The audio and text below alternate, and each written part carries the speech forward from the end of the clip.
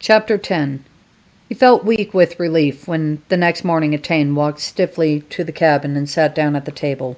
Stumbling over himself, he set about the lesson. As soon as he could, he picked up Robinson Crusoe. In the night, he had carefully thought out just what he was going to say, if Attain ever gave him another chance. Now he could talk fast, because he could see that Attain was set against hearing any more of this book. "Let me go on," he pleaded. "It's different from now on. Friday, that's what Robinson Crusoe named him, doesn't kneel any more." "Not slave?" "No," Matt lied. "After that they get to be, well, companions. They share everything together." Ignoring the suspicion on Attain's face, Matt began hurriedly to read. He was thankful that he knew the book so well he was able to see when trouble might be coming. One of the first words Crusoe taught this man Friday was the word master. Luckily, he caught that one in time. And it was true, Crusoe and his new companion did go about together, sharing in their adventures. Only Matt thought it would have been better perhaps if Friday hadn't been quite so thick-headed. After all, there must have been one thing or two about the desert island that the native who had lived there all his life could have taught Robinson Crusoe. When Matt closed a book, Attain nodded. Then, so many times before, he took Matt by surprise.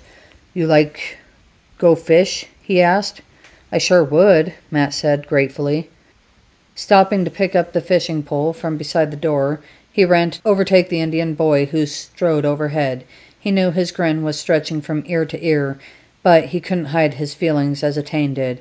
They walked some distance. Matt managed to keep pace with the Indian's swift stride, determined not to let Attain know that his ankle was aching. They seemed to be following no particular trail. Finally, they came out to a part of the creek that Matt had not seen before. It was shallow here, studded with rocks and pebbles, so that the water rippled over them, made little rapids, or collected in quiet pools. Here Attain stopped, broke off a sapling, and instead of making a fish pole, he drew his knife from his pouch and quickly shaved a sharp point, making a spear. Then he stepped gently into the stream. Matt stood watching. Attain stood motionless, peering intently into the pool of clear water. All at once he stooped, darted his spear with one quick stroke, and came up with a glittering fish. He studied it for a moment. Too small, he decided. To Matt's astonishment, he spoke to the fish quite solemnly, a few incomprehensible words, then tossed it back into the stream. In a few moments he had speared another, then he judged large enough to keep. "Do same," he ordered now, coming back to the bank. He handed Matt the spear. He would look just ridiculous, Matt knew before he started. He waded out and stood up to his knees, looking down into the sliding water. Presently a fish darted past. At least, he thought it was a fish. It was hard to tell which was a shadow and which might be a fish. At any rate, it was gone before he got his spear into the water. Presently he saw another. This one was quite definitely a fish, calmly drifting in the pool. He jabbed at it hopelessly. He was sure his stick actually touched the slippery thing. He lunged at it, lost his footing, and went down with a splash that would scare off any fish for miles around. When he came up dripping, he saw Attain watching him with a horrid grin. Suddenly he felt hot in spite of the icy water. Why had Attain brought him out here anyway? Had Attain just wanted to show off his own cleverness and to make Matt look more clumsy than ever? Was this Attain's answer in case Matt had any idea in his head about being a Robinson Crusoe? For a moment Matt glared at Attain with a scowl as black as the Indian's. Then he wiped his nose with the back of his hand and sloshed back to the bank. He snatched up his own pole and line. He poked about under the wet leaves and found a good juicy worm and fitted it onto his hook. "I'll do it my way," he said. I can catch plenty of fish with this, and that's what matters." Attain sat on the bank and watched. To Matt's satisfaction, in no time there was a tug at the line, a strong one.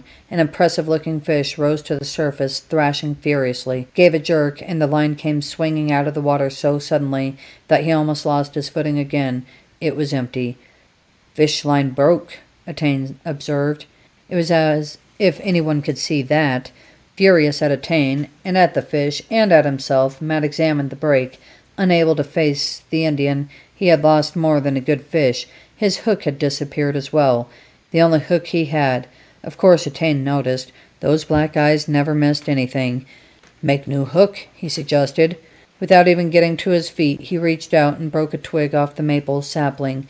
Out came the crooked knife again, and in a few strokes he cut a piece as long as his little finger, carved a groove around the middle, and whittled both ends to sharp points.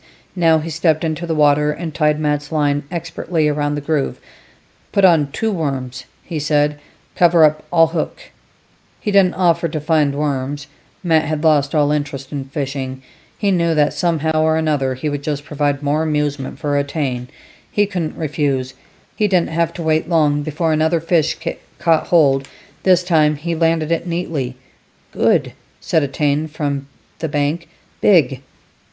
Matt was trying to get it off the line. "He swallowed the whole hook," he said. "Better white man's hook," Attain said. "Turn round inside fish, not get away." Back on the bank, Matt slit the fish and extracted the hook and his line, but the thin twig had broken in half. "Easy make new hook," Attain said. "Make many hooks." Of course. Looking down at the simple thing in his hand, Matt realized that he never again needed to worry about losing a hook. He could make a new one whenever it needed to be. It was another necessary thing that Attain had shown him, just as he had made the snare. He wasn't sure why Attain had bothered, but grudgingly he had to admit that Attain had to prove to him once again that he didn't always have to depend on white man's tools. All at once he was hungry. The sun was straight overhead, and it would be a long tramp back through the woods before he could cook his fish, and now he thought that Attain had the same thought. The Indian was heaping up a small pile of pine needles and grass. He drew from his muskrat skin pouch a piece of hard stone with bits of quartz embedded in it.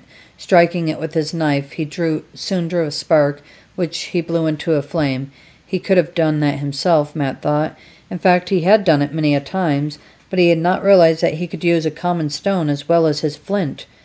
"Get fish ready," Attain ordered now, pointing out to the 2 fish on the bank. Matt did not like the masterful tone, but he did as he was told. By the time he had the 2 fish split and gutted and washed in the creek, Attain had a fire blazing. Matt was curious to see how he was going to go about cooking. He watched as Attain cut the 2 short branches, bending them first to make sure they were green. He trimmed and sharpened them rapidly. Then he thrust a point end into each of the fish from head to tail. A small green stick was set crosswise inside the fish to hold the sides apart. He handed one stick to Matt. On the other side of the fire, the 2 boys squatted and held their sticks to the blaze. From time to time, Attain fed the fire with dried twigs. When the flesh was crisp and brown, they ate, sat still silently. Matt licked his fingers. His resentment had vanished, along with his hunger. "Golly," he said, "that was the best fish I ever ate." "Good," said Attain. Across the fire he looked at Matt, and his eyes gleamed. He was laughing again, but somehow not with a scorn. "What did you say to that fish you threw back?" Matt said, still curious. "I said to him not to tell other fish," Attain said seriously. "Not to scare them away." "You actually think a fish could understand?" Attain shrugged. "Fish know many thing," he replied. Matt sat pondering this strange idea. "Well, it seemed to work," he said finally. "At least the other fish came along." A wide grin spread slowly across Attain's face. It was the first time Matt had seen him smile.